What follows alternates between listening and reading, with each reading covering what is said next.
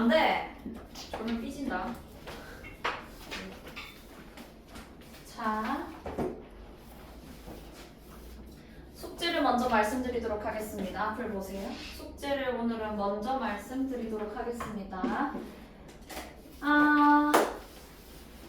다음 주부터는 돌아오는 주부터는 내신 기간입니다. 내신 기간. 백양은 안타깝지만 다음 주에 진도 수업을 2번 와야 돼요. 어쩔 수가 없어.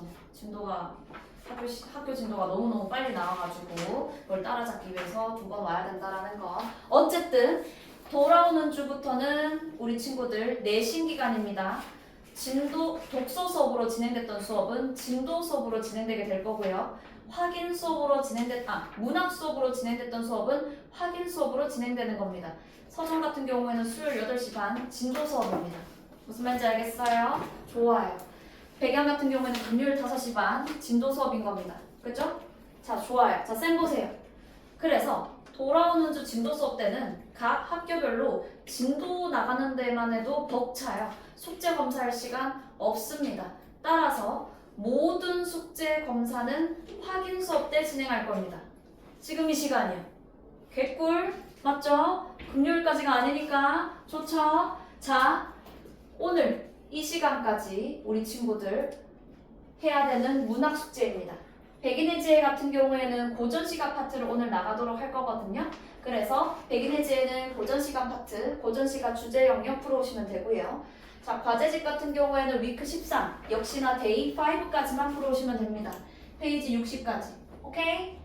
자, 그리고 4차 모의고사 우리 독서 수업 때 받았어요? 안 받았어요? 받았지요? 좋아요. 자, 4차 모의고사 같은 경우에 싹 다 풀고 오답 분석을 해오시면 됩니다. 80분의 시간을 재서 풀어주시고요. 틀린 문제는 해설지 보고 개꿀 이렇게 하지 마시고 꼭 다시 풀어보는 그 과정을 겪었으면 좋겠습니다. 그래야지 실력이 늡니다. 한번 보고 모르겠어 하고 바로 쌤한테 질문 이렇게 하면 안 돼. 그럼 쌤이 공부하는 거야. 오케이? 좋아요. 자, 그러면 숙제 지금 찍으실 분들은 찍어주시고요. 쌤이 단톡에 올리긴 할 거거든요. 찍을 분은 지금 찍어주세요.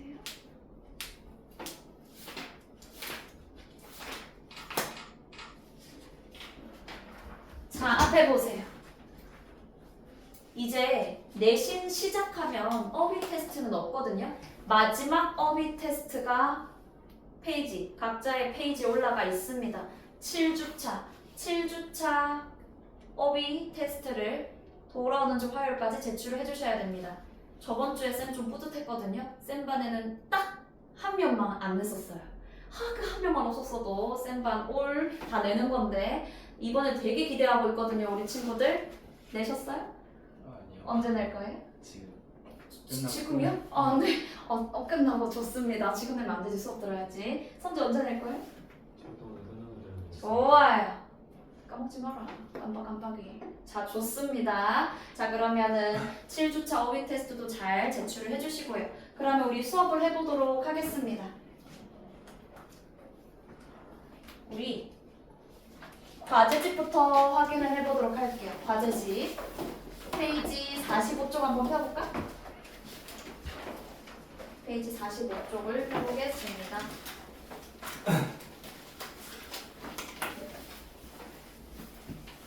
자, 그러면 질문을 받아보도록 할게요.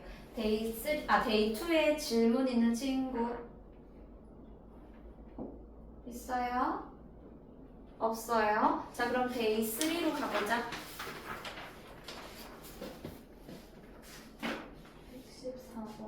114번. 114번은 어떤 게 질문일까? 3번이 맞는 것 같은데. 좋아요. 자, 쌤 보세요. 쌤이 되게 좋아하는 시긴 하거든요, 이 시가. 혹시 백석의 여승 읽어본 적 있다, 손? 좋아요. 백석의 여승, 쌤 보세요. 여승은 얘들아, 여자 스님입니다. 백석은 어느 시대 사람이에요? 일제강점기 시대 사람입니다. 자, 백석이요, 얘들아. 일제강점기에 우리 민족이 얼마나 고통을 받았었는지 이런 내용들을 쓴 시들이 꽤나 많거든요. 혹은 본인의 괴로움, 외로움에 대해서 쓴 시들도 많습니다. 오늘은 백석의 여승을 한번 살펴보도록 할 건데요.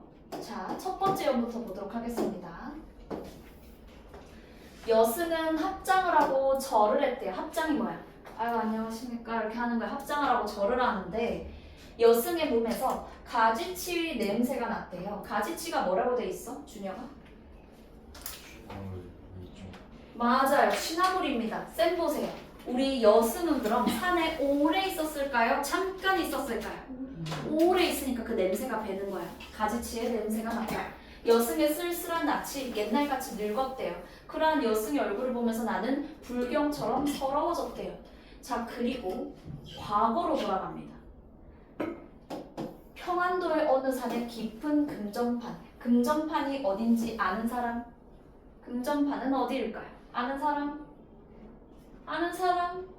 없어요? 너네 광명동굴 가보셨어요? 광명동굴 가봤다 손? 오, 가봤구만. 쌤은 최근에 갔다 왔었거든요. 엄청 시원하고 좋더라고요. 근데 그 광명동굴도 이러했던 곳이었습니다. 뭘 했던 곳이라고 그때 혹시 광명동굴 봤을 때, 광명동굴 갔을 때 뭐가 적혀져 있었어? 여긴 원래 뭘 하던 곳이야? 초등학교 때여서. 아, 초등학교 때에서 기억이 안 나. 이거 뭐예요 지금 이거? 맞아요. 금광채굴터였습니다. 광명동굴도. 자, 여기 금정판. 금광채굴터를 금정판이라고 합니다. 여승은 금정판 옆에서 무엇을 팔고 있어요? 옥수수를 팔고 있어요. 나는 파리한 여인에게서 옥수수를 샀다. 여인은 삐쩍 말랐어요? 통통해요? 삐쩍 말랐어요. 파리한 여인에게서 옥수수를 샀습니다. 여인은요, 나이 어린 딸아이를 때리면서 갈팡처럼 차게 울었대요. 왜 딸아이를 때릴까요? 이유는 안 나와요. 하지만 어떻게 또 좀 추론할 수가 있을까요? 쌤은 이렇게 추론했어요. 엄마, 나는 왜 아빠가 없어? 아빠 보고 싶어. 막 이러는 거야. 혹은 엄마 나 배고파. 엄마가 파는 옥수수 나 좀 먹으면 안 돼? 이런 식으로. 근데 딸아이를 막 때리면서 차갑게 울었대요. 얘들아, 우는 건 어떤 감각일까요? 우는 거. 와, 우는 거.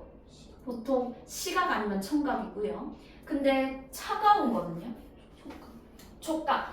만약에 울었다는 보통 시에서 청각으로 나오거든요. 근데 운다라는 울음이라는 청각을 차갑게 표현한 겁니다. 청각의 무슨 화? 촉각화입니다. 이거 무슨 감각이에요? 공감각입니다. 공감각이 쓰였습니다. 오케이? 좋아요. 자, 그리고 섣벌같이 나아간 지아비. 지아비는 무슨 뜻인가요? 지아비가 뭔가요? 남편입니다. 아빠 이러면 안 됩니다. 남편이에요. 섣벌이 무슨 뜻이라고 나와 있어? 섣벌? 일벌입니다. 얘들아, 내 남편은 일벌처럼 나아간 거야. 일하러 나간 거야. 일하러 나가서 10년 동안 안 돌아온 거야. 자, 우린 여기서 추론할 수 있습니다. 여인은 굳이 금정판 옆에서 옥수수를 팔았습니다. 왜일까요? 이거 일제강점기 때예요. 일제강점기 때 우리 일본 놈의 새끼들이 조선인 남자들 끌고 가서 금강채굴터 넣어가지고 빨리 금강채굴해 하면서 막 시키고 밥도 제대로 안 주고 잠도 제대로 안 재우고 그러다가 금강채굴터 무너지면 조선인들 그대로 죽고 그랬던 시기였습니다. 일제강점기. 아내는 생각했겠죠. 혹시나 이 금강채굴터에 내 남편이 있지 않을까 하면서 금정판 옆에서 옥수수를 팔지 않았을까. 섣벌같이 나아간 일하러 나간 내 남편 10년 동안 돌아오지 않습니다. 아마 죽었을 가능성이 높죠. 그리고 남편은 안 돌아오고 어린 딸은 도라지꽃이 좋아서 돌무덤으로 갔대요. 어린 딸은 돌무덤에서 놀고 있는 건가요? 아닙니다. 어떤 상황이죠? 죽은 겁니다. 이해했어요? 딸아이의 죽음을 이렇게 아름답게 표현한 겁니다. 미화해서. 남편도 없어. 딸아이도 없어. 더 이상 속세에 대해서 생각하고 싶지 않겠죠. 속세를 떠나고 싶었던 여인은 어떤 선택을 하죠? 산꽁도 서럽게 오른 슬픈 날이 있었다. 산꽁의 감정이 입이 되어 있고요. 산꽁도 서럽게 오른 슬픈 날, 산절의 마당기에 여인의 머리카락이 눈물방울처럼 떨어진 날이 있었다. 여인이 지금 뭐라고 했죠? 삭발하고 있는 거야. 여승이 돼요. 시간 순서가 어떻게 돼요 그러면? 2년 먼저, 그 다음 3년, 그 다음 4년. 여승이 된 후 한참 뒤에 여승과 내가 다시 만난 겁니다. 이해됐어요? 시간 순서 2, 3, 4, 1입니다. 자, 그러면 질문. 노신 친구. 순행적 방식이야, 역순행적 방식이야? 그렇지, 잘했어요. 이해됐어요? 자, 우리 염지는 해결이 됐을까? 좋아요. 자, 그러면 넘어가 보도록 하겠습니다. 데이 4입니다. 데이 4 질문 있을까요? 데이 4 질문 있어? 없으면 넘어갈게. 데이 5로 가보도록 하겠습니다. 데이 5 질문 있을까요? 있어? 없어? 그래? 없으면 넘어가도 돼? 그 119번에 119번에 5번에 5번에 색채 대비가 아니라고 하거든요. 색채 대비가 아니라고 하거든요. 근데 색채 대비 있는 거 아니에요? 하얀 것도 붉은 것도 색채 대비. 하얀 거 붉은 거 잠시만요. 색채 대비가 아니라고 나와 있는 거 확실한가요? 좀 그렇게 보긴 해요. 색채 대비 아니라고. 변화가 아니라는 그렇죠. 아 좋아요? 자, 쌤 보세요. 쌤도 깜짝 놀랐어요. 하얀 거 붉은 거 충분히 색채 대비를 볼 수 있습니다. 근데 문제는 시간에 따른 변화가 아니에요. 왜냐면 이런 말이 있어요. 고향아 꽃은 피지 못했다. 고향은 옛날과 지금과 다름없이 나한테 있어서 떠나고 싶은 곳인 거예요. 그래서 색채 대비를 통해서 대상이 변화했다 아닙니다.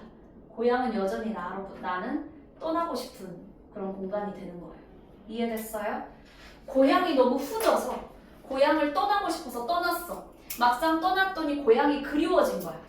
그래서 먼 타지에서 그리워진 거야. 그래서 다시 고향으로 컴백했더니 여전히 후진 거야. 무슨 말인지 알겠어요? 좋아요. 그래서 고향아 꽃은 피지 못했다라고 하는 겁니다. 오케이? 색채 대비 있는 거 맞습니다. 자, 그러면 데이 5에 대한 질문은 없나요? 우리 그러면 모의고사로 가볼까?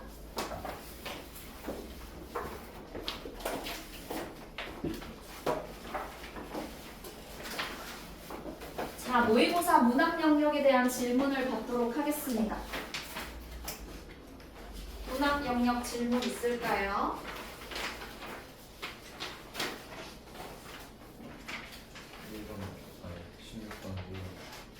16번에 1번. 어떤 게 질문이에요? 영탄 저거 어디 있는지 모르겠어?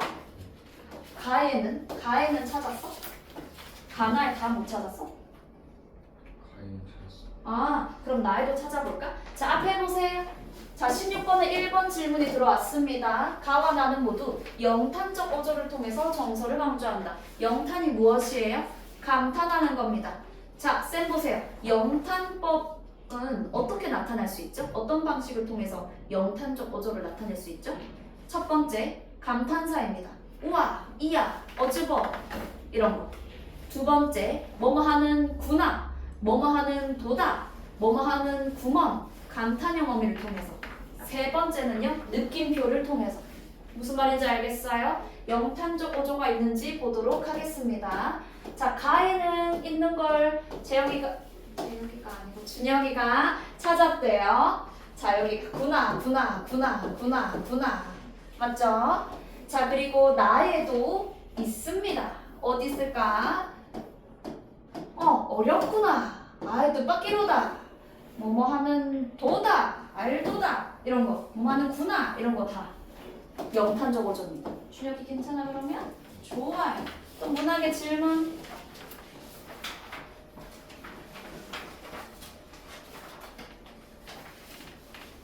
그럼 내가 질문해야지. 자, 쌤 보세요. 가의 갈래는 무엇일까요? 북쪽의 가의 갈래는? 연시조 아니잖아요. 연시조. 여러 개 연으로 이루어진 연시조. 나의 갈래는 무엇일까요? 누가 가사했어? 너무 잘했어요. 사음보 연속체의 가사 작품입니다. 사음보 연속체. 그쵸? 넘어가고 다의 갈래는 무엇일까요? 다의 갈래는 수필입니다. 수필. 오케이? 좋아. 자, 그러면 넘어가 보도록 하겠습니다. 그럼 질문 없는 것이죠? 좋아. 그러면 우리 수업 교재로 가보도록 할게요. 혹시 수업 교재 질문은 있었어요?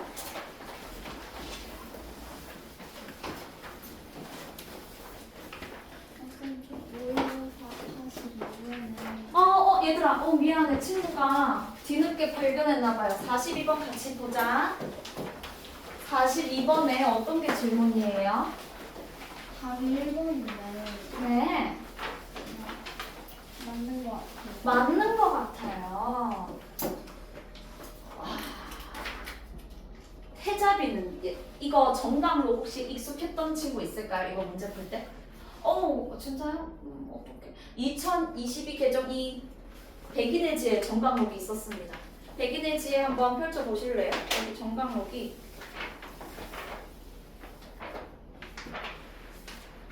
너 기억났어? 정강록? 기억 안 났어? 어디 있었지? 기다려봐. 나 찾을 수 있어. 먼저 찾은 사람 얘기해줘. 어디 있었나? 뭐?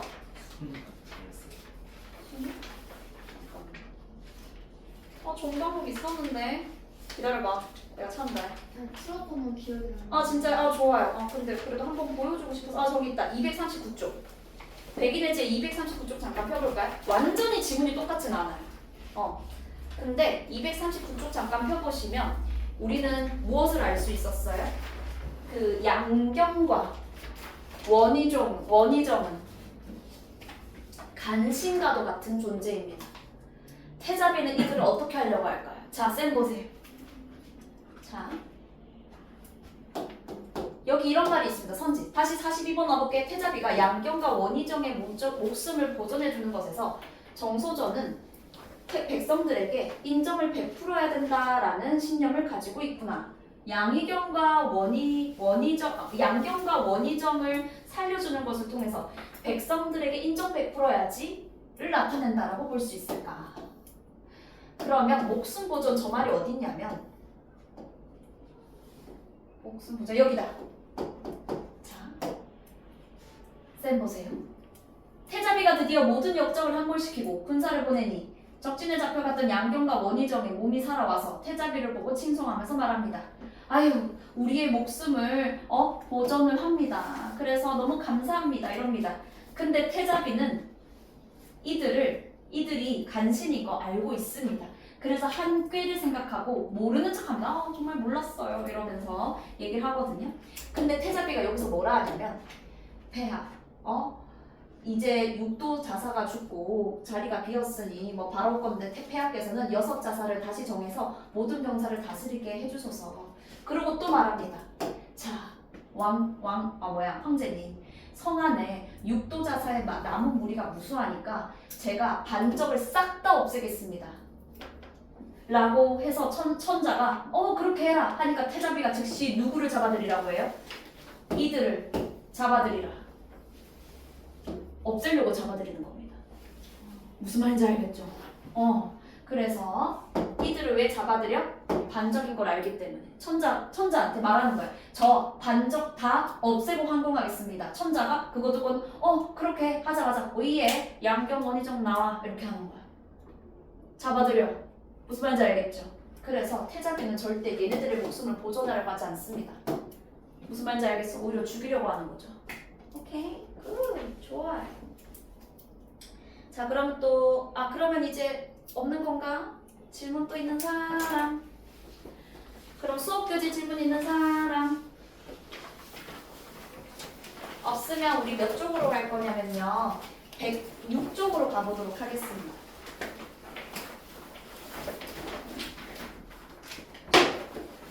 우리 친구들 수업을 되게 열심히 들어주고 있는 것 같은데 쌤 보세요. 우리 친구들 내신 수업 때도 문제 주면 꼼꼼하게 풀고 오답 분석 철저하게 해오셔야 돼요. 알겠죠? 좋아요. 이 반이 보니까 확인 수업 인원이 되게 많아요. 근데 다른 반으로 이동되기도 조금 힘든 것 같거든요. 쌤이 최대한 모든 친구들에게 균등하게 동일하게 피드백을 해주려고 노력할 거예요. 근데 인원이 조금 많다 보니까 가끔 조금 밀릴 수도 있을 거거든요. 쌤이 맘마 타임을 줄여서라도 다 봐주려고 할 거니까 아마 돌아가면서 조금 마지막으로 피드백 받는 친구들이 있을 겁니다. 양해 좀 부탁드릴게요. 쌤이 최선을 다할게요. 오케이? 감사합니다. 확인 수업도 중요한 거 아시죠? 좋아요. 자, 그러면 우리 고전시가의 주제. 자, 쌤 보세요. 우리는 백인의 지혜에서 현대어 파트의 내용을 싹 다 끝냈습니다.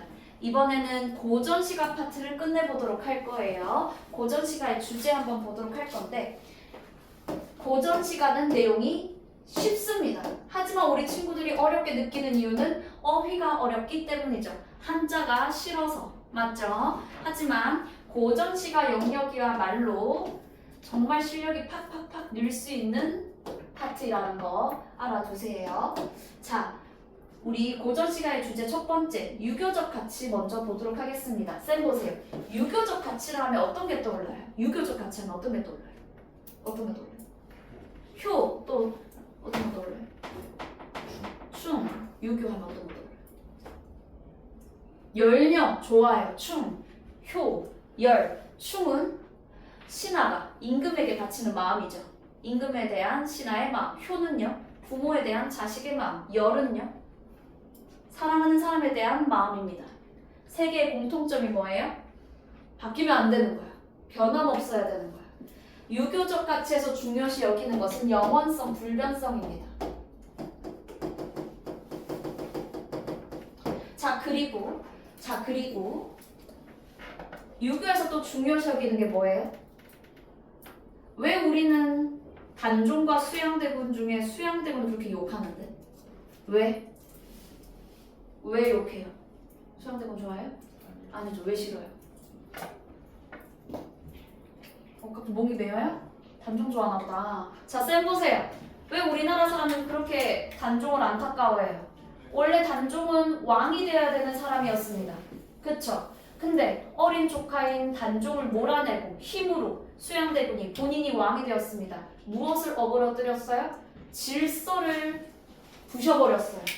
유교 사회에서 정말 중요한 것은 질서입니다. 조선 사회는 유교 사회예요. 양반들도 유교적 가치를 따랐고요. 질서를 중요시 여겼어요. 근데 수양대군은 그 질서를 어겼잖아. 그래서 수양대군을 따르지 않는 수많은 신하들이 수양대군으로부터 이렇게 멀어져가지고 사대 가서 응거하면서 살고 한 거야. 수양대군 따를 수 없다 하면서. 이해됐어요? 좋아요. 자, 그러면 다양한 유교적 가치들 보도록 하겠습니다. 첫 번째, 자기 수양입니다. 얘들아, 남을 가르치고 남을 뭔가 다스리기에 앞서서 자기를 먼저 다스리고 자기를 수양해야 된다. 생각해보세요. 쌤이 우리 친구들 수업해야 되는데 수업 준비 하나도 안 하고 막 앞에서 떠들면 돼요, 안 돼요? 안 됩니다. 선비들도, 양반들도 마찬가지입니다. 임금도 마찬가지고요. 자, 여기 보세요.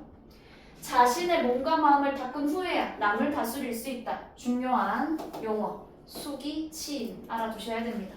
나를 먼저 다스리고 남을 다스려야 된다. 오케이? 좋아. 그러면 자기 수양과 관련된 시 하나를 보도록 할 건데요. 이황의 도산 12곡입니다. 퇴계 이황 들어보셨죠? 퇴계 이황 선생님께서는 얘들아 명예퇴직 후에 도산 서원을 지어서 거기서 후학들을, 인재들을 양성하면서 노년을 보내셨거든요. 그 도산 서원에서 지은 12개의 노래, 도산 12곡입니다. 자, 이 도산 12곡에는 12개의 평시조가 있거든요.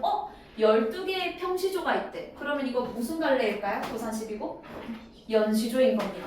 자, 12 나누기 2 하면 얼마예요? 6이죠. 6. 자, 도산 12곡은 전육수와 후육수로 나누어서 살펴볼 수가 있습니다. 전육수, 후육수 나누어서 살펴볼 수 있다. 자, 여기서 전육수는요, 어떤 내용이 담겨 있냐면 앞에 육수는 자연 친화의 내용이 담겨 있고요. 자연 너무 좋아. 자연 속에서 사는 거, 개꿀 이런 내용이 담겨 있습니다.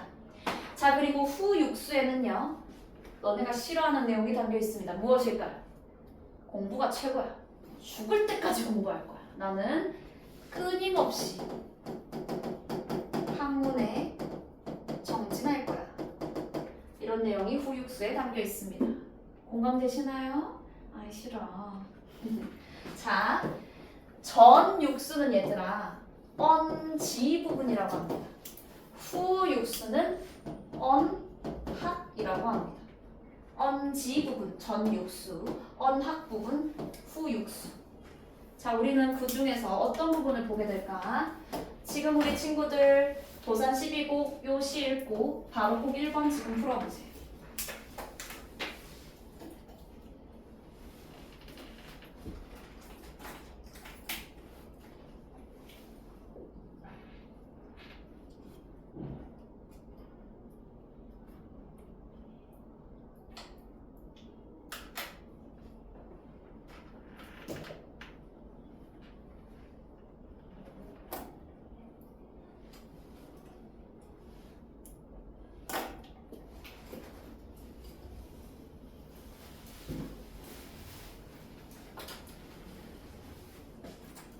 질문하도록 하겠습니다.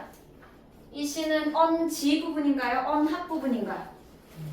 언학 부분입니다. 자, 앞에 보세요. 청산은 어찌하여 만고의 푸르르며 동그라미, 청산의 동그라미. 청산은 어찌하여 예와 지금과 다름없이 변함없이 푸르르며 흐르는 물은 어찌하여 밤낮으로 그치지 아니하는가. 청산과 유수의 공통점은 무엇일까요? 변치 않는다라는 거. 변치 않는 자연의 모습이 나타나 있다라는 거. 영원성, 불변성을 가진 존재들이라는 것이 공통점이다. 그러면서 얘기합니다. 우리도 그들처럼 그치지 말고 만고상청하자. 여기서 만고상청은 변함없이 푸르자입니다. 그러면 우리 맨날 파란색 옷 입고 다니자 이런 거예요? 아닙니다. 우리도 얘들과 같이 변함없이 뭐 하자? 스터디하자. 오케이? 학문 수양하자. 변함없는 학문 수양의 태도를 나타냅니다. 자, 이 시 얘들아 외부 지문으로 겁나게 많이 나와요. 선지. 그러면 만약에 시연이가 시험 칠 때 시간 한 2분밖에 안 남았어. 어떡하지? 청산 유수? 이거 무조건 자연 친화네. 이렇게 넘어가면 안 되는 거예요. 자연 속에서 노는 거 개꿀 이런 내용 아니에요. 공부하자입니다. 안빈낙도 아니다잉. 좋아요. 넘어가 보도록 하겠습니다. 이거 외부 지문으로 나오면 다들 맞춰봅시다. 자, 이번엔 충효 관련된 내용 보도록 하겠습니다. 충과 효가 뭔지는 알잖아요. 그죠? 우리는 부모님한테 효를 해야 됩니다. 효도 해야 돼요. 자, 근데 옛날에는 임금이 나라의 부모였어요. 그럼 임금도 부모니까 최선을 다해야 되겠죠? 자, 박일로의 누황사입니다. 여기 화수고 있지, 화수고. 화수고 재작년 시험범이었거든요. 자, 누황사, 누추한 거리에서 부르는 노래라는 뜻입니다. 누황, 누추한 거리. 자, 그러면 시의 내용을 보도록 할 건데요. 태평천하의 동그라미 충과 효를 이를 삼아서 화형제, 신붕우, 외다할 리가 누가 있겠는가 라고 얘기하고 있습니다. 화형제, 박시연, 형 있을 것 같은데? 아니구나. 장남이에요? 진짜요? 애교가 많아서 막내인 줄? 형제 관계 어떻게 돼요? 남동생. 남동생 있어. 어머, 장녀예요? 남동생 말 잘 들어요? 친해요? 오, 언니야. 언니 한 명? 두 명? 둘째.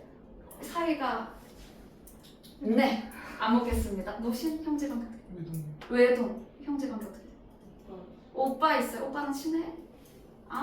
싫어. 형제 관계 어떻게 돼요? 누나 있어요? 진짜 반전이다. 이렇게 바뀌어야 될 것 같은데. 누나랑 친해요? 조금 몇 살 차이 나요? 6살이요? 오, 진짜 많이 차이 나네요. 외동이에요.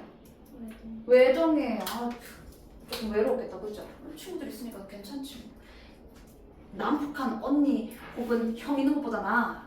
쌤은 어떤 것 같아요? 쌤 혹시 형제 관계 아세요? 오빠 있을 것 같아요. 진짜 오빠 있었으면 좋겠다. 여동생. 장녀죠. 장녀예요. 여동생. 여동생 있을 것 같아. 여동생도 남동생도 있습니다. 쌤도 장녀예요. 나이 차이가 많이 납니다. 남동생은 무려 8살이나 어립니다. 아가야, 그죠? 아주 귀염뽀짝한 친구입니다. 어쨌든 얘들아, 쌤은 관계가 나름 나쁘지 않은 편이에요. 되게 친합니다. 남동생이 이렇게 기어오르고 할 때는 이렇게 뭐라 하긴 하지만 남동생이 얘기도 들어봐야 되겠지만 어쨌든 화형제를 해야 됩니다. 형제끼리 치고받고 싸우면 안 됩니다. 머리 쥐뜯고 싸우면 안 돼요. 하나 썰 들려드릴게요. 쌤이 사촌동생이 있는데 이제 사촌 동생 중에 장녀인 친구가 있어. 그 장녀 친구가 마카롱을 산 거야. 마카롱을 8개를 사온 거야. 그거를 냉장고에 탁 이렇게 넣어놨대요. 먹어야 찡 하면서. 그러고 이제 한 1시간쯤 지나고 나서 냉장고 문을 열었더니 마카롱들이 다 어떻게 됐을까요? 싹 다 사라진 것도 아니야. 그 8개가 한 입씩 사라져 있더래요. 이 모양 이렇게 남아져 있었던 거죠. 누가 먹었을까요? 둘째 여자애가 먹은 거예요. 그래서 어떻게 됐을까요? 첫째와 둘째가 마카롱을 던지면서 싸웠대요. 그걸 보고 있던 막내 남동생 어떻게 했을까요? 밖에 나가서 새로운 마카롱을 사왔대요. 누나들 싸우지 마 하면서 아주 잘 큰 남동생이죠. 사이가 좋아야 돼. 치고받고 싸우면 안 돼. 그죠? 좋습니다. 예로부터 우리나라 사람들은 유교 정신을 가지고 있었고 형제끼리 친하게 지내라. 이것도 유교 정신입니다. 신부모는 뭐야? 벗끼리 신의 있게 사겨라. 싸우면 안 된다. 오케이? 좋아요. 자, 이러한 것들 외다 하리가 니가 이시리 여기서 하리 미주 치세요. 이것도 중요하거든요. 이번에 중세국어 시험범위 들어가는 친구들 꽤 있죠. 하리는요 얘들아 이어적기가 된 겁니다. 이어적기가 뭔지 아세요? 이어적기는요 아음절 종성을 뒤음절 초성에다가 이어서 적는 거거든요. 하리는 원래 형태소 분석하면 이렇습니다. 이렇게 돼요. 적어볼까요? 할이입니다. 우리 시연이는 알고 있겠네? 네. 쌤이 어떻게 못 들었습니까? 할이. 그러니까 여기서 이는 무슨 뜻일까요? 사람입니다. 잘했어요. 사람이에요. 화형제 신부모가 잘못됐다. 그러다고 할 사람이 누가 있겠는가? 이 말이에요. 누구나 다 맞다라고 하지. 이 말입니다. 근데 점이 뭐예요? 저점이 뭐죠? 아래. 아래아라고 지금은 없는 의문입니다. 모음이에요. 얘는 현대로 풀이하면 요 아래아는 그냥 아라고 생각하시면 됩니다. 왜다 할 이가 누가 있겠는가? 오케이? 이 실이 무슨 법이 쓰였을까요? 서리법이 쓰였습니다. 오케이? 자, 그러면 또 넘어가 보도록 할게요. 춤과 관련된 여러 가지 개념들이 있습니다. 연군지정 다들 아실 겁니다. 임금을 사랑하는 마음. 충신연군지사 무슨 뜻이에요? 충성스러운 신하가 임금을 사랑하는 마음. 얘들아 근데 신하가 직접 화자로서 나서서 임금님 저 정치 좋아하는 거 아시잖아요? 저 근데 고향에 지금 응거한 지 5년이 지났습니다. 언제 불러주실 거예요? 이렇게 쓰면 얘들아 오히려 임금의 원망을 살 수도 있고 또 노잼이잖아요. 자 그럼 어떻게 이 임금을 향한 마음을 더 잘 표현할 수 있을까? 어떻게 하면 사람들한테 많은 공감을 얻을 수 있을까요? 오빠 보고 싶어가지고 막 화장도 이렇게 해보고 했는데 이거 보여줄 사람이 없어. 오빠 보고 싶어. 나 언제 불렀을 거야? 우리 이렇게 사랑했잖아. 이런 식으로 마치 사랑하는 남자를 그리워하는 여자의 모습으로 나타나면 많은 사람들에게 공감을 얻을 수 있는 거예요. 자 그래서 임금과 신하의 관계를 남녀의 연인 관계로 표현한 작품들이 충신연군지사입니다. 절대로 진짜 진지하게 이렇게 물어보는 친구들이 있었어요. 그러면은 이 신하 진짜 이성적으로 임금을 좋아한 건가요? 너무 사랑한 것 같은데 이런 질문을 실제로 받은 적이 있거든요. 그런 건 아닙니다. 그런 건 아니에요. 안심하시고요. 좋아요. 자 그러면 충신연군지사 꼭 알아주셔야 되고요. 회고가는요. 고려가 망하고 고려에 충성했던 신하들이 과거를 생각하면서 안타까워하면서 지은 작품입니다. 회고가 얘들아 고려는 혹시 몇 년 만에 망했는지 알아요? 100년이요? 너무 고려를 얕잡아보는 거 아닌가요? 500, 600 맞습니다. 500년 만에 망했습니다. 그래서 회고가에서는 보통 500년이라는 말, 반천년이란 말이 자주 나옵니다. 500년 부업지를 필마로 돌아드니 산천은 의구하되 인걸은 간대없구나. 들어보셨어요? 반천년 왕업이 목동의 피리 소리에 묻어있으니 이런 식으로 고려 망한 것에 대한 한탄. 오케이? 좋아요. 절의라는 의리에 대해서 노래한 거 넘어가고 사군자 다들 아시죠? 사군자 말해보세요. 매, 난, 국 그리고 죽입니다. 매난국죽. 매와 난초 국화 대나무. 오케이? 좋아요. 넘어가 보도록 할게요. 이번엔 애민정신입니다. 애민정신. 사랑할 민 무슨 민? 백성민 백성 사랑하는 노래. 오케이? 정철의 관동별곡 한번 읽어보세요 우리 친구. 읽고 옆에 있는 바로 꼭 3번 풀어볼까? 이제 좀 어려울 수 있어.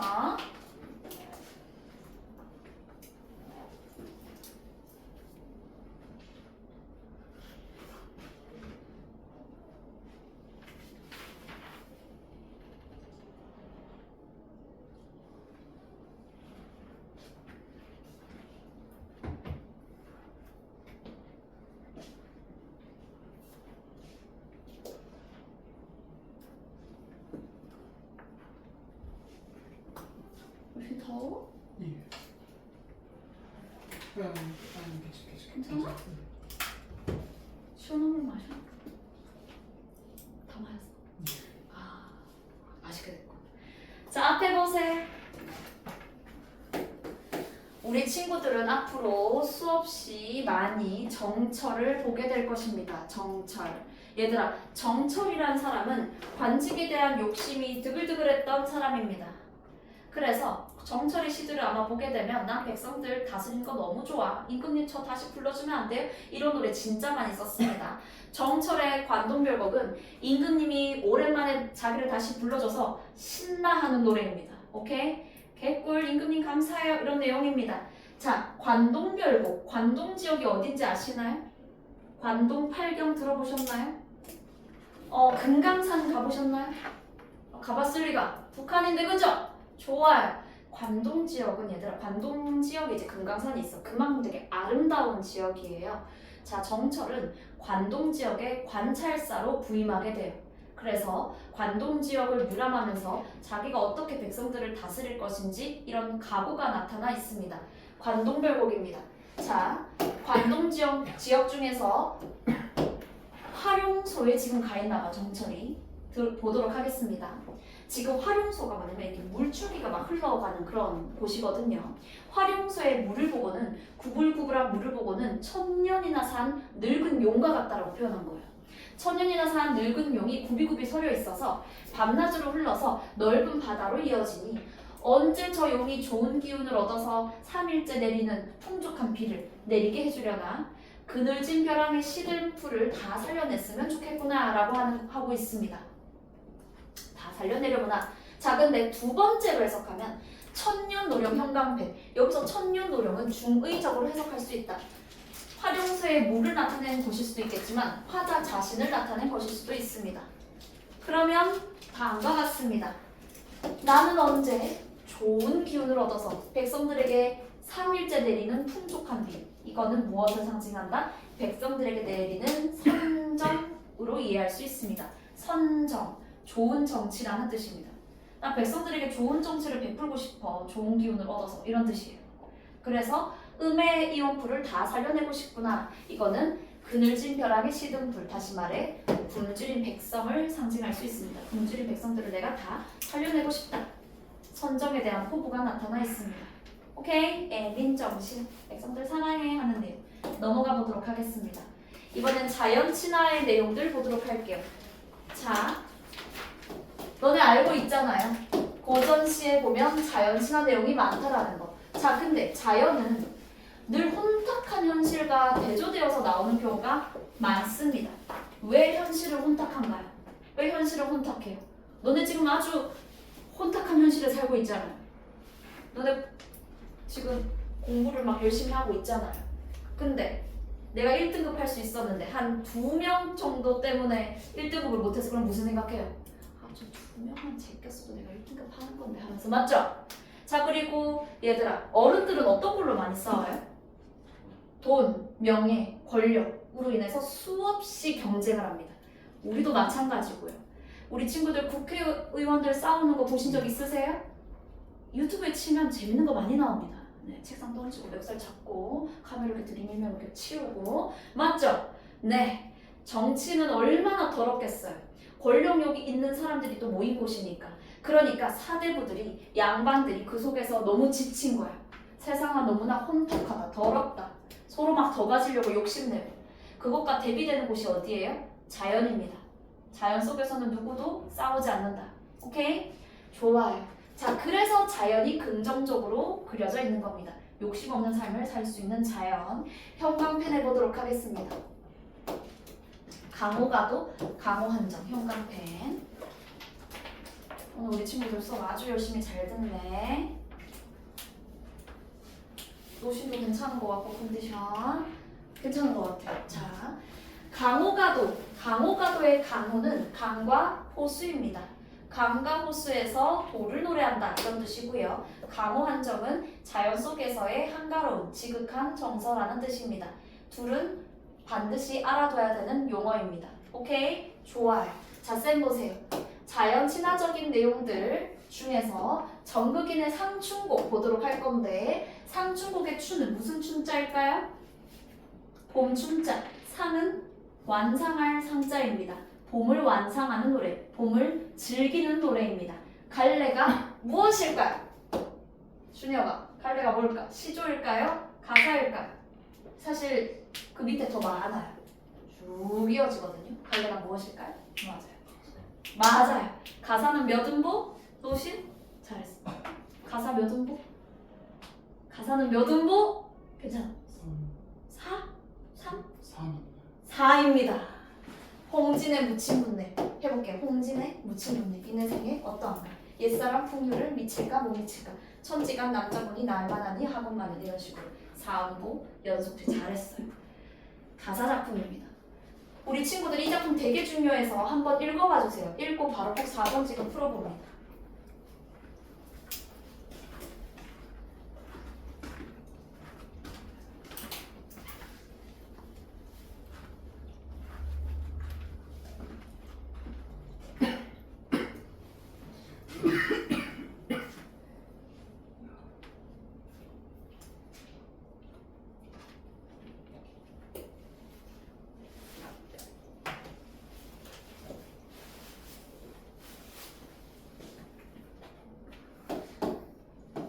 바쁜 친구는 쌤이 쓰는 것 좀 써주세요.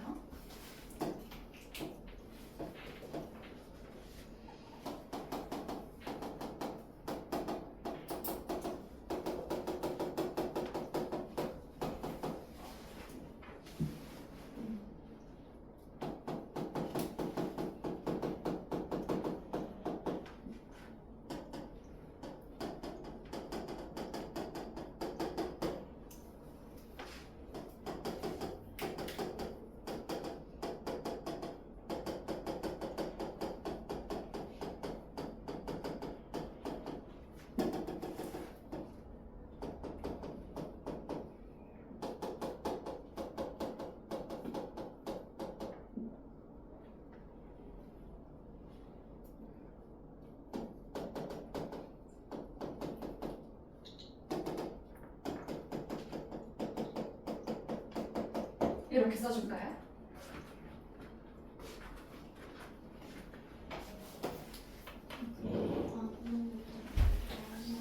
학원만을 묻혀있어 이 말을 못 알아듣겠으면 어떡해? 못 알아들을 수 있지. 왜냐면은 아직 어휘가 어색하잖아요. 근데 읽어봐. 쌤 봐요. 묻혀있어. 글자는 보면 모르겠지만 읽어봐요. 묻혀있어. 현대어의 무처럼 똑같은 거예요. 무슨 말인지 알겠죠? 그래서 뭔가 잘 안 읽힌다 그러면 글자만 보지 말고 읽어보세요. 구조로. 묻혀있어. 아, 살리면 묻혀있다라는 거구나. 무슨 말인지 알겠어요? 좋아요. 그리고 사실 하다라는 말은 사실 외워야 돼. 중세국어의 하다는 현대어로 풀이하면 무슨 뜻이죠? 많다입니다. 중세국어의 하다는 많다라는 뜻입니다. 오케이? 좋아요. 자, 한번 읽어보도록 하겠습니다. 속세에 묻힌 사람들아, 우리 같은 사람들한테 말 걸고 있습니다. 홍진이 무슨 뜻인가요? 붉은 먼지라는 뜻입니다. 붉은 먼지. 우리 친구들 먼지 좋아해요? 먼지 아이 싫어 맞죠? 여기서 홍진은 붉은 먼지로 속세를 나타냅니다. 속세에 묻힌 이 인간들아, 내 생애 어때? 개부럽지 하는 겁니다. 나 지금 너무 행복해. 자연 속에 묻혀서 놀고 먹고 하고 있어. 진짜 부럽다, 그죠? 천지간, 옛사람 풍류를 내가 미칠까 못 미칠까? 미친다는 거야 못 미친다는 거야? 미친다는 걸까 못 미친다는 걸까? 미치는 거. 준혁 학생 어떻게 생각해? 미치는 겁니다. 무슨 말인지 알겠어? 시연이가 모범생이라는 거. 당연해 안 해? 당연하다라는 거잖아요. 무슨 말인지 알겠어요? 여기서 옛사람 풍류를 미칠까 못 미칠까? 난 미친다. 옛사람 풍류를 내가 미치고 있어. 자부심이 나타납니다. 부럽지? 하는 거야. 천지간에 세상에 남자 몸이 나만한 이들이 많건 많은 살림에 정말 묻혀 있어서 지극한 즐거움을 말할 것과 모르는 것인가? 자, 이거 두 가지로 해석할 수 있습니다. 자연에 묻혀 산다고 내가 즐거움을 모르겠어? 나 즐겁거든? 이렇게 얘기를 하는 것일 수 있고, 두 번째로는 왜 사람들은 자연에 묻혀 사는 즐거움을 모르는 것인가? 이렇게 해석할 수도 있습니다. 여러 가지로 해석할 수가 있다라는 점. 오케이? 그리고 하경이 너무 걱정 안 해도 되는 게 고1 때는 이렇게까지 어렵게 나오진 않아요. 보통 현대어로 살짝 많이 풀이해서 내줍니다. 고1 같은 경우에는 모의고사에서. 근데 물론 내신에서는 안 그럴 가능성이 높죠. 내신의 이거랑 비슷해요. 맞아요. 내신은 학교쌤이 미리 설명을 해주고 내시는 거기 때문에 아마 이런 식으로 나올 것이고, 모의고사에서는 좀 이런 식으로 현대어 풀이가 되어서 나올 가능성이 높습니다. 하지만 고2로, 고3으로 갈수록 요 땅으로 나옵니다. 오케이? 익숙해졌다라고 생각하고, 자, 수간목을 벽계수 앞에 두고, 수간목 몇 칸 안 되는 초가집을 벽계수 시냇물 앞에 두고, 소나무 대나무 울창화 속에 난풍월 주인이 되었다. 자연의 주인이 되었다. 무라일체의 정신이 나타납니다. 넘어가 보도록 할게요. 형광펜 들어주세요. 출사와 강호 한정 사이에서의 갈등. 출사와 강호 한정 사이에서의 갈등. 출사는 나아간다라는 겁니다. 나아가서 뭐 할까요? 백성들 가르칩니다. 나아가서 백성들을 가르칠까? 백성들을 다스릴까? 강호 한정, 자연 속에서 행복하게 누리면서 살까? 에서의 내적 갈등 나타납니다. 동그라미 해주세요. 사와 대부의 정체성 갈등이 나타납니다. 자, 여기서 사가 뭐냐면 동그라미. 여기서 사는 자연 속에서 자기 수양하면서 사는 거. 대부는 정치에 참여해서 백성을 다스리는 관리를 나타냅니다. 그래서 사와 대부 합쳐서 사대부라고 하는 겁니다. 이해했어요? 사와 대부 합쳐서 사대부. 자, 그러면 쌤이 네모하는 거 한번 보세요.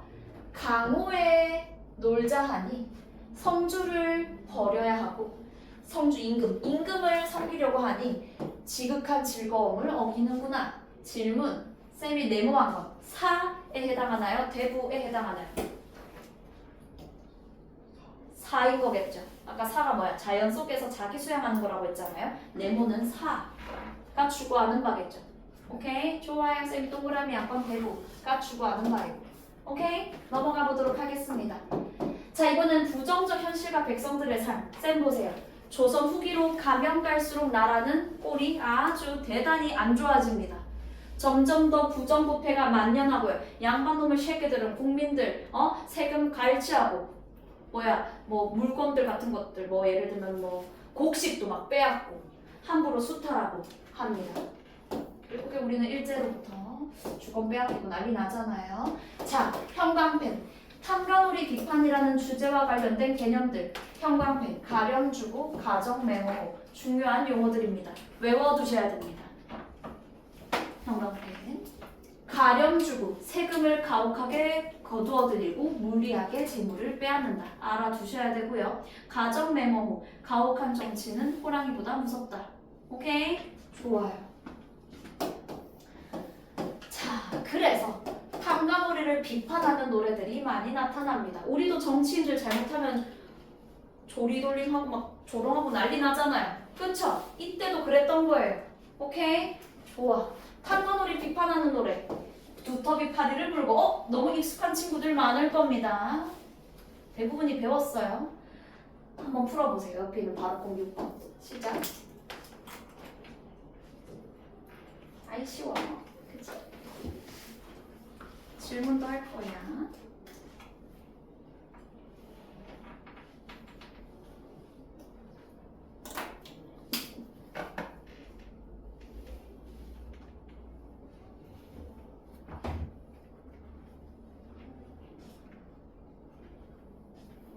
앞에 보세요. 질문하겠습니다. 쌤 보세요. 쌤 봐요. 두꺼비, 파리, 백손골 중에서 비판의 대상은 백손골과 두꺼비다. 맞을까요? 틀릴까요? 아니다. 아니다. 왜 아니에요? 그 백성골에 대해서는 부정적으로 나오는 음각처치였는데 두터비에 대해서는 정확하게 말해줬습니다. 저 친구가. 맞습니다. 이 작품에서 비판의 대상은 두꺼비만입니다. 너무 잘했어요. 이 작품에서는 두꺼비가 탐관오리를 나타냅니다. 두꺼비가 파리를 물고 있습니다. 파리를 물고 있어요. 그리고 득이양양하게 두엉 위에 치달아 앉아 있습니다. 두엉은 얘들아 약간 곡식 더미들, 뭐 이런 풀더미들이라고 생각하시면 되거든요. 얘들아 여기서 두엉은 무엇을 나타내는지 알아요? 백성들로부터 수탈한 재물을 상징합니다.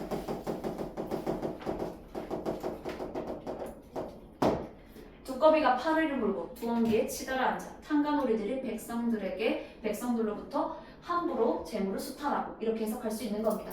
근데 건너산을 바라보니까 백손골이 떠 있는 거야. 백손골이 뭐예요? 새예요, 새. 송골매. 송골매를 보고는 개 쫄아가지고 자빠집니다.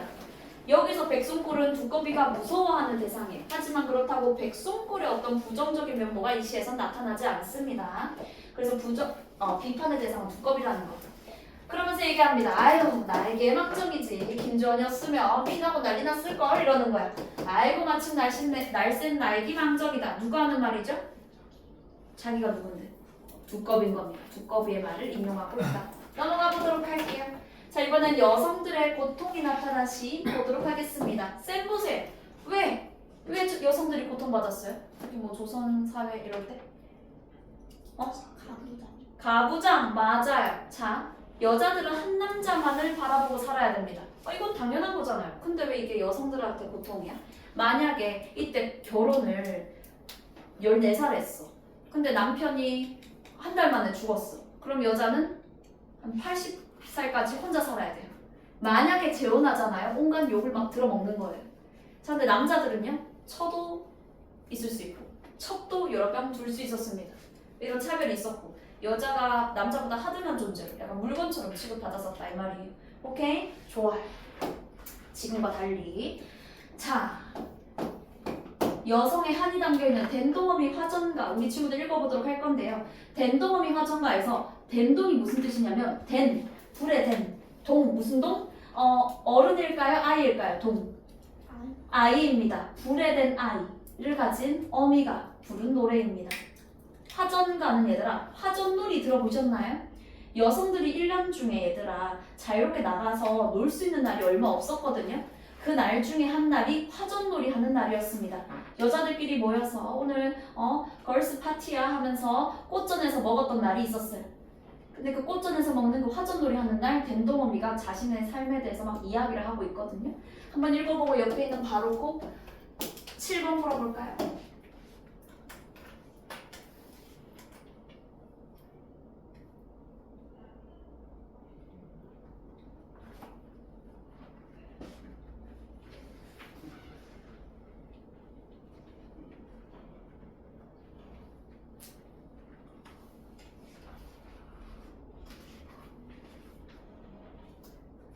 이거 다 잡혀줘. 좀 더 시간 돼서 가야지. 아이 뒤로.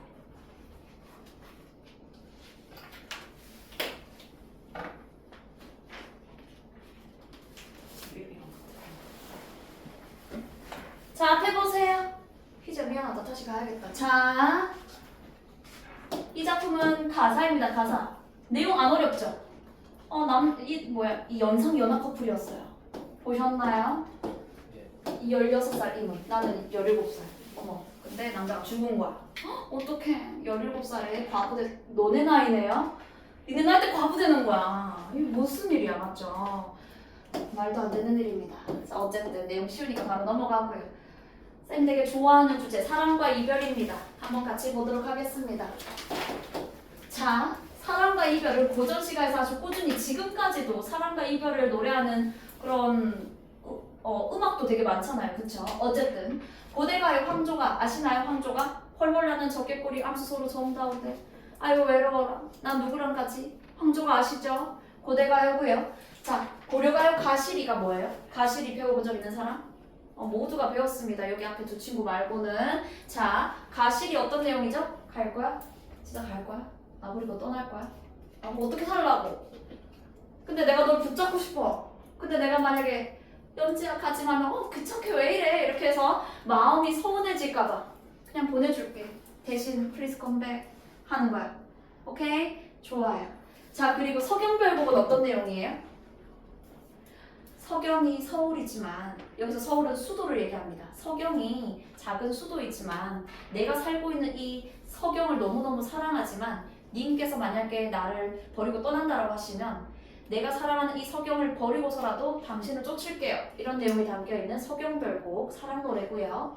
자, 그리고 조선시대 때도 사랑과 이별을 다룬 노래들이 많았습니다. 특히 기녀들이 그렇게 많이 썼어요. 기녀가 무엇인가요? 기녀, 기생? 기생입니다. 황진이 같은 사람, 기생입니다. 얘들아, 기생을 지금의 약간 술집 여자처럼 그렇게 생각을 하시면 안 되고, 기생은 얘들아 진짜 좀 높은 등급의 기생이 되려면 어떻게 해야 돼요? 노래도 잘해야 되고요, 춤도 잘 춰야 되고요, 그림도 잘 그려야 되고요, 시도 잘 썼어야 됐어요. 양반들과 함께 어울리다 보니까 기생들이 시를 그렇게 잘 썼대. 근데 사대부들이 황진아 나 오빠 나중에 또 이렇게 하고 안 돌아오는 남자들이 많았을 거 아니야. 기생들은 수많은 사랑과 이별을 반복을 했겠죠. 그러면서 사랑 노래 많이 썼고요. 그리고 기생들의 노래에는 사대부와 달리 동그라미 우리말의 아름다움을 나타낸 시들이 되게 많았어요. 우리말의 아름다움, 동그라미. 우리말의 아름다움을 잘 살려서 노래를 많이 썼습니다. 황진이의 동짓달 기나긴 밤입니다. 이 노래 아시나요? 사랑하는 남자가 옆에 없어. 근데 겨울밤이 되는 거야. 그것도 동짓날이 되는 거야. 동짓날은 1년 중에 낮이 가장 짧고 밤이 가장 긴 날이야. 근데 님이 없어. 너무 외롭겠죠. 그래서 어떻게 해요? 동짓달 기나긴 이미 부재하는 밤을 가운데를 잘라버릴 거예요.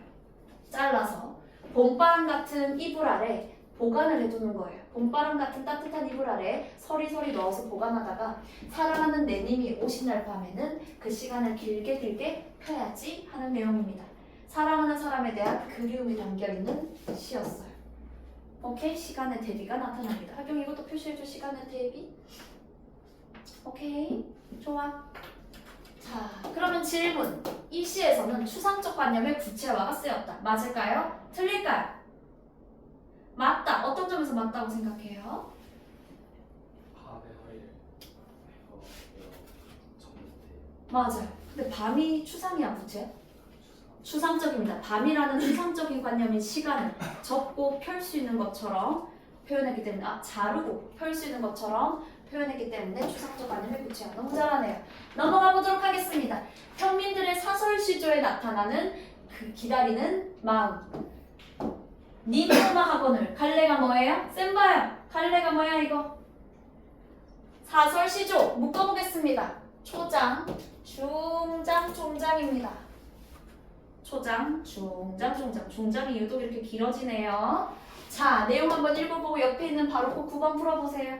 아이 쉬워. 쉬워야 돼. 새 친구들 제외하고는. 오전시가 집중기간 됐습니다.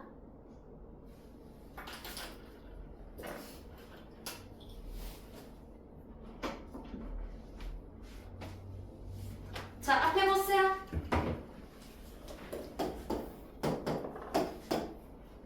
쌤 보세요. 오빠 내일 6시쯤 올게. 이런 소식을 들었던 거야. 혹은 님이 나한테 그런 약속을 했었던 거야. 그래서 일찍 밥을 지어 먹었대요. 왜 밥을 일찍 지어 먹었어요? 저번에 어떤 친구가 정말 충격적인 말을 했어요. 배고파서 이렇게 묻던데. 아닙니다. 배고파서 일찍 먹은 게 아니고 님이 빨리 왔으면 좋겠으니까 그 시간을 좀 더 앞당기고 싶으니까 내가 밥도 빨리 먹고 더 님이 올 시간을 기다리는 거야. 중문 나서서 대문 나가서 문지방에 치달 앉아서 이수로 가액한대요. 쌤 보세요. 손을 이마에 대고 이렇게 되는 거야. 어딨지 우리 오빠 어딨지 하는데 검어 희끗한 게 보인 거야. 근데 나는 약간 신중한 사람은 아닌 것 같아. 검어 희끗한 걸 보고 바로 뭐라 해요? 어머 우리 오빠다 하고 미친듯이 뛰어가는 거예요. 내가 어떤 모습으로 보이든지 상관 안 하고 버섯도 벗고 신발도 쥐고 그냥 거의 맨발로 막 뛰는 거예요. 미친듯이. 테토녀가 따로 없어요. 근데 막 이렇게 뛰다가 다시 보니까 뭐예요? 힐끗 보니까 뭐야? 헉, 어머 어떡해. 님이 아니고 주출이 3대였던 거야. 난 님인 줄 알고 쫓아간 건데 쌤이었으면 주출이 삼재 다 뜯었을 것 같아요. 열받아가지고 이씨 뭐야 이렇게. 근데 이 화자는 좀 성격이 좋은 사람인 것 같아요. 아이 마침 밤이기에 망정이지. 만약에 나 뛰는 걸 봤으면 준혁이가 얼마나 무섭겠어. 이렇게 얘기하는 겁니다. 마침 밤이기에 망정이지. 낮이었으면 나는 뛸 뻔했구나. 멋쩍게 시를 끝내고 있습니다. 저희 내신에 나와요. 내신에 나와요. 맞아요. 너무 귀엽고 되게 좀 마음이 아픈 시긴 해요. 님인 줄 알았는데 주출이 상대였던 거야. 그죠? 내신에 나오는 거 맞습니다. 우리 백양 친구들. 자, 사서시조의 특징들이 여기 잘 나타나거든요. 앞에 보세요. 사서시조의 특징. 어떤 게 있을까요? 열거가 많이 나옵니다. 사서시조에는. 사서시조에는 열거, 반복, 대꾸, 그리고 음성 상징어도 많이 나옵니다. 오케이? 그리고 과장하는 내용도 많이 나오고요. 그리고 웃음을 유발해서 해학적 분위기를 많이 나타냅니다. 사설시조의 특징들입니다. 이해했어? 좋아요. 그러면 문제를 풀어보도록 하겠습니다. 자, 생각보다 얘들아 1번을 많은 친구들이 틀리거든요. 1번, 2번 시간 5분 드릴게요. 풀어보세요.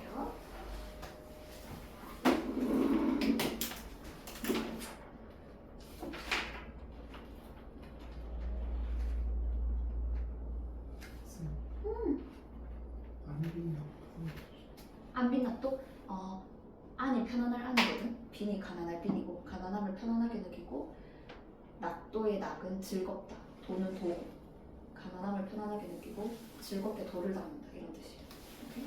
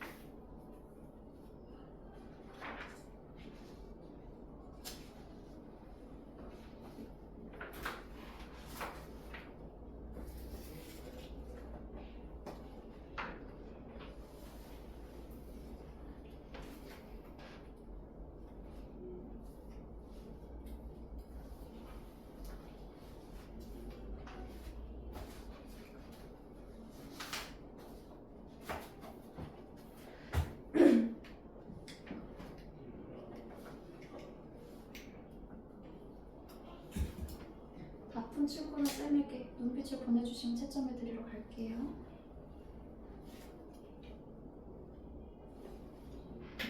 너무 잘하네.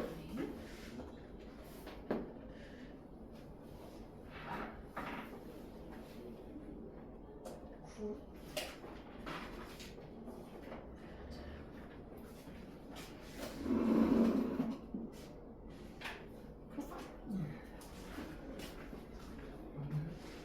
이건 맞는데 얘를 붙여놔야 돼요. 얘가 아마 좀 어려워.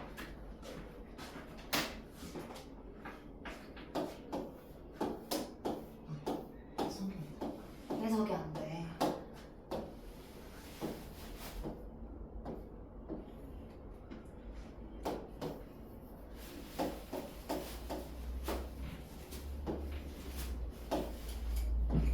바쁜 친구들은 요거 좀 적어주세요. 희재도 미안한데 요거 적고 뒤에 문제를 풀어주세요.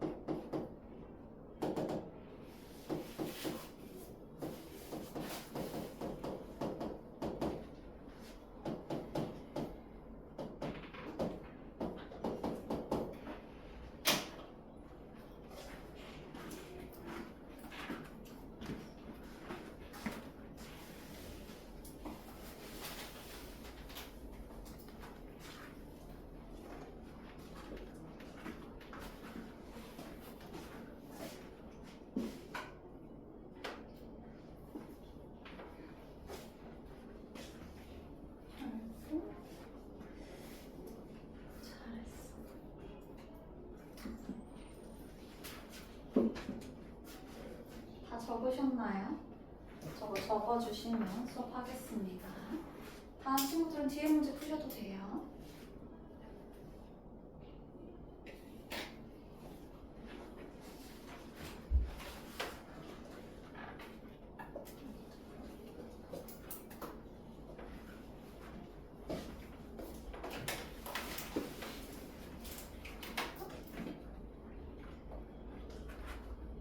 잘 붙였네. 그렇지.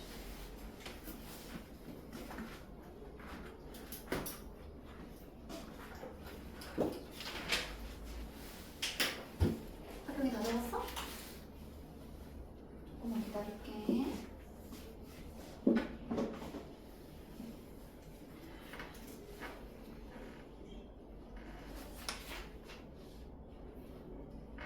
자, 앞에 보세요. 다 적었네. 우리 얼른 하고 가도록 하겠습니다. 자, 앞에 보세요. 자, 가작품 보도록 하겠습니다. 아이고, 너무 유명하시네. 가작품. 송순이 썼습니다. 10년을 노력해서 초가상간을 짓는데요. 여기서 상간은 3칸짜리 초가집을 얘기합니다. 이 3칸짜리 초가집에서 한 칸은 누가 있어? 정철이 있어. 다른 한 칸은 누가 있어? 달치구가 있어. 또 다른 한 칸에 누가 있어요? 파란 바람이 있나요? 여기서 맑은 바람입니다. 맑고 시원한 바람. 맑은 바람 한 칸 맡겨뒀대요. 얘들아, 그 집에 달이랑 바람이 사는 거야. 이거 무슨 법이 쓰인 거예요? 그렇지. 의법이 쓰였습니다. 아이, 강산도 드리고 싶은데 방이 다 차버렸네. 그럼 어쩔 수 없지. 둘러두고 봐야지 하는 겁니다. 강과 산은 드릴 데가 없으니 둘러두고 보리라. 여기서 둘러둔다. 보통 우리 두른다는 말을 어떨 때 쓰는 거예요? 병풍에 빗대어서 표현하는 거지. 병풍처럼 둘러두고 봐야지 하는 겁니다. 이해됐어? 자, 그러면 또 질문 드리겠습니다. 얘들아, 내가 집 안에 있다고 생각해봐. 그러면 내가 집 안에 있다고 생각했을 때 위에 중장이 원경일까요? 종장이 원경일까요? 종장이 원경. 중장은 근경. 무슨 말인지 알겠어요? 좋아요. 강사는 들릴 데가 없으니까 둘러두고 봐야지. 오케이? 좋아요. 근경에서 원경으로 나아가는 겁니다. 자, 나는 황진이가 쓴 시입니다. 자, 사랑하는 사람을 보내놓고 그리워하는 마음이 담겨 있습니다. 쌤은 만약에 내가 아직 좋아하는 사람이 떠난다고 하면 쌤은 어떻게 할 것 같아, 얘들아? 약간 자존심 부릴 것 같아? 맞아요. 자존심 같은 거 없는 사람입니다. 제발 가지마, 내가 잘할게. 한 번만 더 기회 좀 가지마. 바지가랑이도 붙잡는 아주 미련한 사람입니다. 자, 근데 황진이는 아주 자존심이 있는 사람이에요. 그래? 너 가라? 보내줄게. 그래놓고 후회합니다. 아이고, 나의 일이야. 내가 그리워할 줄을 몰랐는가. 탄식하고 있어요. 있으라고 했으면 갔겠냐마는 보내고 그리워하는 점은 나도 몰라 하노라. 자, 여기서 제구태어를 두 가지로 해석할 수 있습니다. 제구태어는 제구지라는 뜻이거든요. 첫 번째 해석입니다. 있으라고 했으면 님이 굳이 갔겠냐마는, 있어주세요 했으면 님이 굳이 갔겠냐마는, 얘들아, 만약에 1번으로 해석한다면 이 제구태어가 어디 자리에 들어가야 돼? 있으라고 했으면 여기, 있으라고 했으면 제구태어 같겠냐마는 이렇게 돼야 되는 거야. 자, 그래서 제구태어가 원래 여기 들어가야 되는데 가려마는 앞에 갔어야 되는데 뒤로 빠진 거야. 그럼 단어 배울 순서를 바꾼 것으로 볼 수 있겠네요. 1번으로 해석한다면 제구태어가 여기 와야 되는데 뒤로 빠진 거야. 자, 이거 무슨 법? 도치법으로 보는 겁니다. 1번으로 해석한다면 이 시는 도치법이 쓰인 것이다. 자, 이와 달리 please 가지 마세요. 있으라 했으면 갔겠냐마는 내가 굳이 보내고 그리워하는 마음은 나도 몰라 하노라. 만약에 내가 굳이 보내고 라고 해석한다면, 얘들아, 내가 굳이 보내고 라고 해석한다면 제구태어가 어느 자리로 와야 돼요? 여기 자리로 와야 되는 거예요. 이해돼요? 이해돼요? 자, 그러면 만약에 2번으로 해석한다면 제구태어가 여기가 아니고 여기 와야 되는데, 그러니까 원래는 이거야. 있으라 했으면 갔겠냐면은 제구 태워 보내고 그리는 점은 이 돼야 되는데 제구 태우를 위로 올린 거예요. 두 회에 걸쳐서 나타난 거예요. 무슨 말인지 알겠어요? 제구 태우가 여기 있어야 되는데 위로 올렸어. 무슨 걸침? 그렇지. 행간 걸침이 쓰인 것으로 볼 수 있는 거야. 오케이? 좋아요. 좋아 좋아. 그러면 넘어가 보도록 하겠습니다. 넘어가 보도록 하자. 자, 우리 오늘 마지막 시 요 시 보고 가보도록 하겠습니다. 성산문과 이계. 자, 쌤 보세요. 이계 시는 우리 친구들이 어느 정도 할 수 있을 겁니다. 성산문과 이계의 공통점을 말해주세요. 충신. 세 글자로 말해주세요. 사육신입니다. 성산문 이계 묶어서 사육신이라고 써주세요. 사육신이 뭔데요? 단종을 위해서 몸이 죽은 신하들입니다. 사육신. 이계, 하위지, 박팽령 이런 분들 알고 계시죠? 그 왕가 사는 남자 다들 보셨나요? 그 영화의 초반 부분에 그 단종을 따랐던 신하들이 다 목이 다 잘려 있어요. 그분들이 사육신들입니다. 오케이? 좋아요. 자, 성사분의 시 한번 같이 보도록 하겠습니다. 이 시에서 네모로 표시하는 친구는 중의법이 쓰인 친구들입니다. 해석을 해보도록 하겠습니다. 첫 번째 해석입니다. 수양산 바라보며 이제를 하나노라. 여기서 첫 번째로 해석하면 여기서 첫 번째 수양산의 의미는 이제가 은거했던 산입니다. 여기서 이제가 누군데? 백의와 숙제입니다. 주나라 무왕이 은나라를 멸망시키고 본인이 황제가 되려고 하는데 폭력적이고 무력으로 막 이렇게 본인이 왕이 되려고 하는 질서를 어그러뜨린 주나라 무왕 못 따라 하면서 수양산에 응거하면서 고사를 캐면서 먹다가 죽은 신하들 백의와 숙제입니다. 보통 충신으로 여깁니다. 백의와 숙제를. 근데 성산문은 그들을 한탄한대요. 왜일까요? 굶주려 죽을 것이지 채미를 왜 해? 라고 하는 겁니다. 굶주려 죽을 것이지 고사리를 왜 캐먹어? 나였으면 고사리도 안 캐먹었어 하는 겁니다. 첫 번째 해석은 고사리 캐먹음입니다. 자, 비록 푸세의 것인들 그거 누구 땅에 났는데? 미 네모해주세요. 첫 번째로 해석하면 이 미는 주나라 무왕인 겁니다. 자, 이제 두 번째 해석 보고 가보도록 할게요. 두 번째 해석은 이겁니다. 수양산 누굴까요? 수양대군입니다. 세조입니다. 세조를 욕하는 거야. 그렇다면 채미는 뭐냐면 세조가 주는 녹봉을 상징한다라고도 볼 수 있습니다. 세조가 주는 녹봉. 녹봉이 뭐야? 임금이 하사하는 돈, 곡식 이런 겁니다. 그거 누구 땅에 나는데? 여기 누구도? 그러면 세조겠죠. 오케이? 밑에 있는 이게 시는 쉬우니까 우리 친구들이 충분히 할 수 있을 것이라고 믿습니다. 자, 아까 숙제를 말씀드렸습니다. 그죠? 숙제 잘 해오시고요. 단톡에 올리겠습니다. 7주차 반드시 제출해주세요. 수고하셨어요. 수고했어요. 네. 아유,